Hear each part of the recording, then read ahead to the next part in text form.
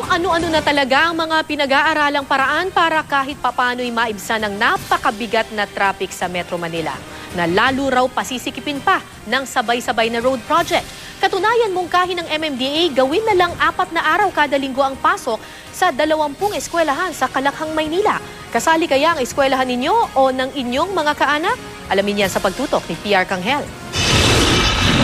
20 paaralan ang pinag-aaralan ngayon ng Department of Education o DepEd na magpatupad ng 4-day school week alinsunod sa panungkalan ng MMDA pangontra sa inaasang mabigat na traffic dahil sa kabi-kabilang proyekto ng DPWH.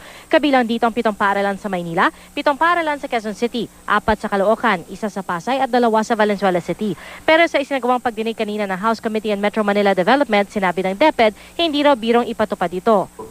Klarong-klaro po na hindi po ito ipatutupad sa lahat ng paaralan. Kailangan pong pag-usapan, sa amin na po ito, kung paano po makukompensate yung lost hours. Because of what we have been saying that 180 of the 201 school calendar days in case of school year 2013 to 2014, there should be contact time during those period. Bukod pa ito sa listahan na inilabas ng MMDA kung saan may mga universidad na apektado ng mga isinasagawang roadwork.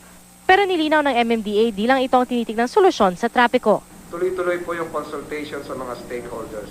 At nagbibigay po tayo ng update twice a week for the next 2 years. Bukas po tayo sa mga panukala at mungkahi mula sa publiko. Pinag-aaralan din ng Commission on Higher Education ang mungkahing ito. Hindi po madaling mag-arrange yung pong 18 unit or 18 hours per week or 18 unit per semester rather po, ay meron po yung equivalent sa contact time every week. So hindi po siya madali from 5 days to 4 days. Binusisi rin ni Committee Chairman Quezon City Representative Winnie Castelo ang panukalang pagbukas sa mga private subdivision para gawing alternatibong ruta dahil sa road project. Ang mungkahi ito galing daw sa mga private stakeholder. Pero maski galing sa pribadong sektor, aminado ang MMDA na mahihirapan silang ipatupad. Sa ngayon, nasa 32,000 ang bilang ng mga sasakyan na madidisplace dahil sa pagdugtong sa Skyway. Ibig sabihin, kailangan nila maghanap ng alternatibong ruta. Halos ganito rin ang bilang ng mga sasakyan na madidisplace sa Magallanes Interchange naman. 32,000 din sa halos 130,000 na sasakyan na dumadaan doon araw-araw ay mag-iiba ng ruta. Kaya pati ang LTFRB may sarili ring strategiya sa pagtulong sa paglutas sa problema ng trapiko. Ang mas maigpit na mga polisiya sa mga bus at jeep para mabawasan ang kolorum ng mga sasakyan.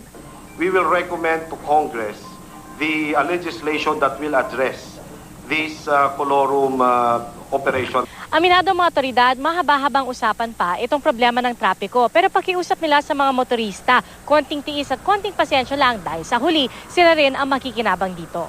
PR Kanghel, nakatutok, 24 oras.